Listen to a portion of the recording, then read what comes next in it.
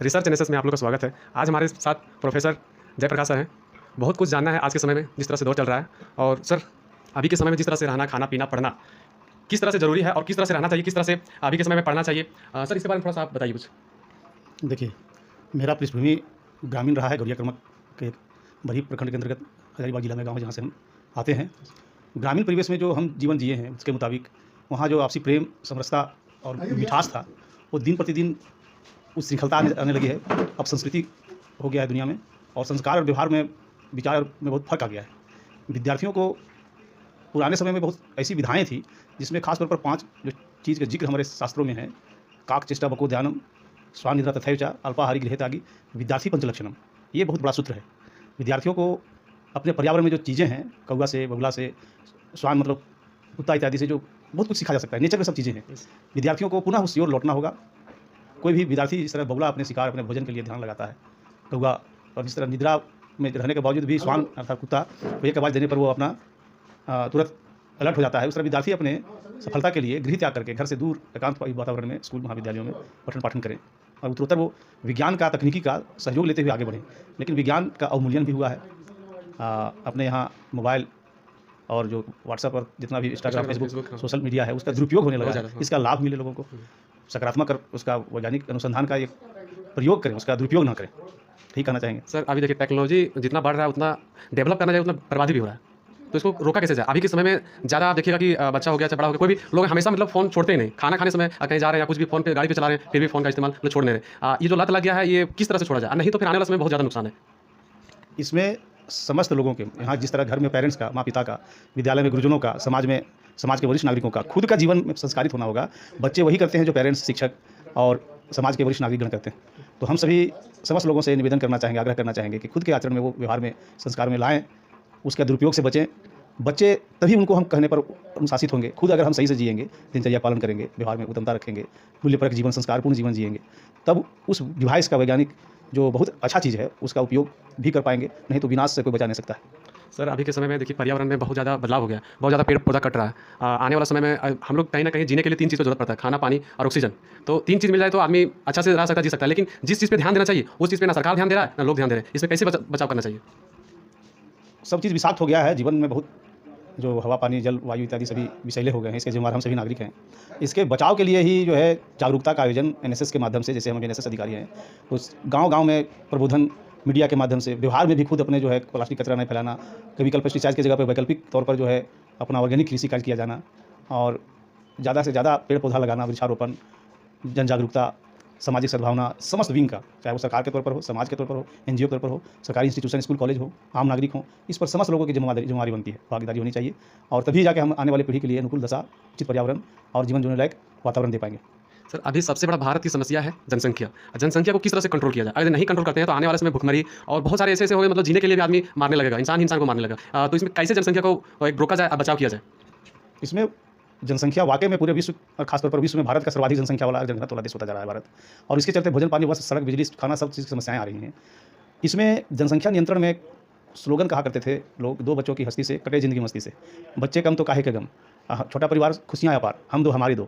ये सब स्लोगन को व्यवहार में अपनाने के लिए लोगों के बीच शिक्षा, वास्तविक साक्षरता, साक्षर होना नहीं, शिक्षित होना, लोगों में इसके लोगों को अवगत कराना होगा कि, और जीवन को खुद इस दिशा में लाना होगा कि समस्या के समाधान जो है, सरकार भी अपने स्तर पर कदम उठाए, नियम संगत कार्य करे इस पर, और परिवार नियोजन का अपनाया जाए। लोगों में विवाह का जो उम्र जो है सही से उसका पालन हो।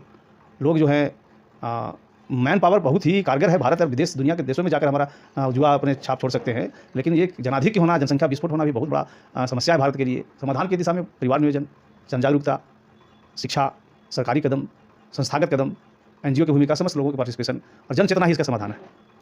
सर, आप ये बताइए कि कोलंबस में आप पढ़ाते हैं, आपको क्या चीज़ अच्छा लगा? यहाँ का बच्चा, यहाँ का कॉलेज, सबसे मतलब कि आपको कुछ अनुभव यहाँ पे अलग मिलता है, तो इसमें थोड़ा-सा बताइए कि क्या इसमें यहाँ का बदलाव है दूसरा कॉलेज में, कोलंबस कॉलेज में? यहाँ इसका बहुत गौरवशाली इतिहास है महाविद्यालय का। इसमें प्राचार्य भी वर्तमान में बहुत ही डॉक्टर विमल रेवन, बहुत अनुभवी, दक्ष और कुशल नेतृत्व में महाविद्यालय इनका कार्य कर रहा है।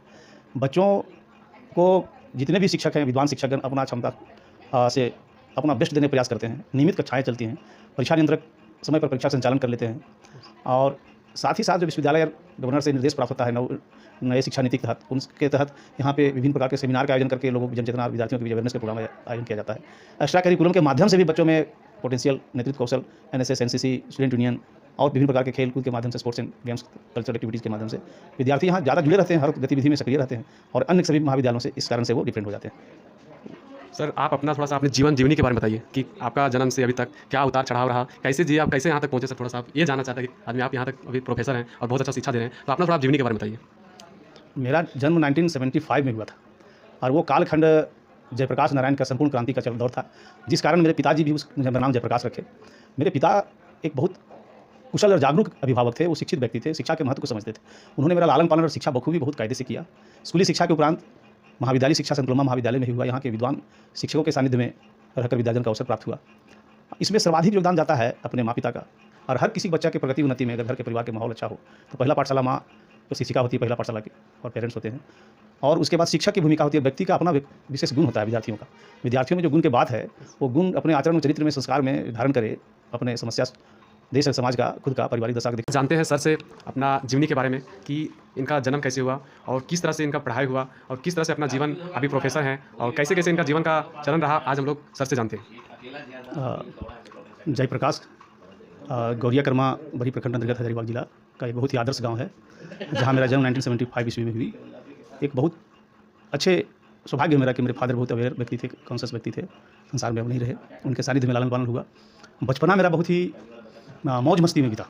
बचपन का जो जीवन था, कबड्डी खेलना, फुटबॉल खेलना, नदी में नहाना, गाय बैल बकरी चराना और दोस्तों के बीच हंसी ठिठोली करते हुए गांव के ही इस विद्यालय में शुरुआती दौर में शिक्षा हुई।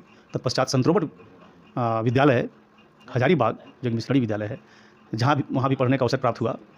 और इसके बाद जो है विद्यालय जीवन में ही हमने अपने गुरुजनों के आशीर्वाद रसने और मार्गदर्शन में मेरे अंदर मॉनिटरिंग, लीडरशिप, हर वो कार्य में मुझे बढ़ चढ़ कर हिस्सा लेने की इच्छा होती रही और हमको प्रोत्साहन मिला। विभिन्न प्रकार का जो कल्चरल आयोजन होता था, उसमें भाषण प्रतियोगिता इत्यादि में भाग लेना, फुटबॉल टीम का कैप्टन होना, नाटक ड्रामा ग्रामीण क्षेत्र में बड़ी प्रसिद्ध था। नाटक ड्रामा में नायक की भूमिका का रोल अदा करना, विभिन्न प्रकार के मैचों में मैच का आयोजन करना, ये दिनचर्या हुआ करते थे। और गाँव का जीवन बहुत अभी भी पाक पावन और सौहार्द और प्रेम का जीवन है, छल रहित निश्चलता का जीवन है। विभिन्न जो फल हुआ करते थे, वहाँ पपीता, कटहल, अमरूद वगैरह, तो इसके लिए पैसे चुकाने नहीं होते थे। जिस किसी के पेड़ पर है, गाँव ग्राम के क्षेत्र के लोग हैं, सब्जी, मूली, गाजर इत्यादि, ये आपसी प्रेम में एक दूसरे को कंट्रीब्यूट करके बांट बटवा के खाते पीते थे। बहुत ही अच्छा जीवन जिए। असली जीवन का संघर्ष शुरू होता है संकुलमा महाविद्यालय में इंटरमीडिएट में एडमिशन के उपरांत। साइंस का विद्यार्थी में था, बायो साइंस का।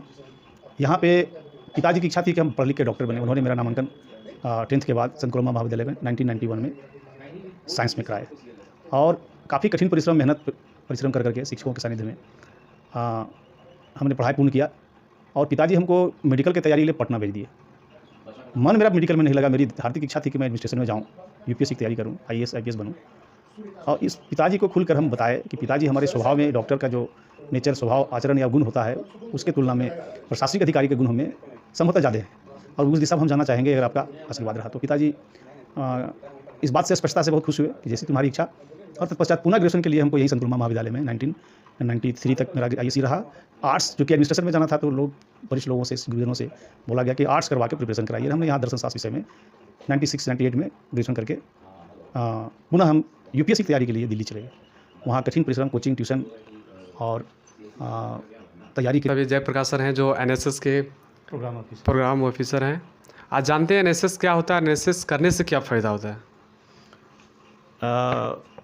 शिक्षण संस्थाओं में भारत सरकार का राष्ट्रीय सेवा योजना विद्यार्थियों के सर्वांगीण विकास के लिए कार्य